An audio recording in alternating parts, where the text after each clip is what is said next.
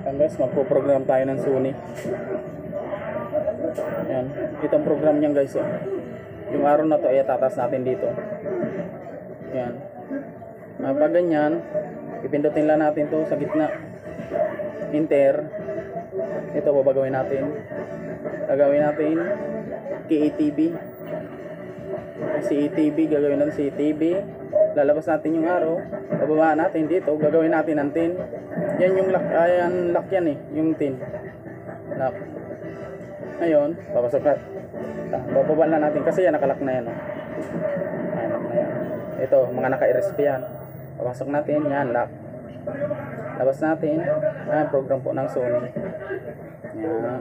Enter lang tayo ng enter. Pasok yung arrow, enter. Pasok. Enter. Pasok, enter. Labas natin yung arrow, papasok. Enter. Ganun lang po kasimple yung programming ng Sony Japan Surplus.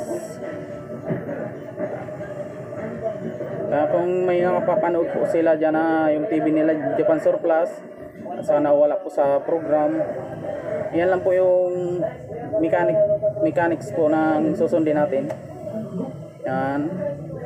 Basta mga ganitong brands po, basta Sony po na mga ganito, basta Japan, isa lang po yung program niyan. Yan. Yan. Yan guys, saka program na siya. Yan guys, oh, automatic na yung mga 31, 32, 33, 34, 35. Yung channel po ng Japan Surplus po, 35 lang, 35 channel lang po sa atin dito sa atin. Hindi po ito katulad ng mga standard, kasi yung standard po mga hanggang 100 plus. Pero yung channel po nito na kailangan natin mapanood, nandito na po kumpleto na. Kasi yung mga standard lang po, yung mga nandoon lang po yung mga ibang mga middle list po na channel, yung po nakukuha doon. Yan lang po ang kaibahan po sa kanila, nakuha yung mga middle list na channel.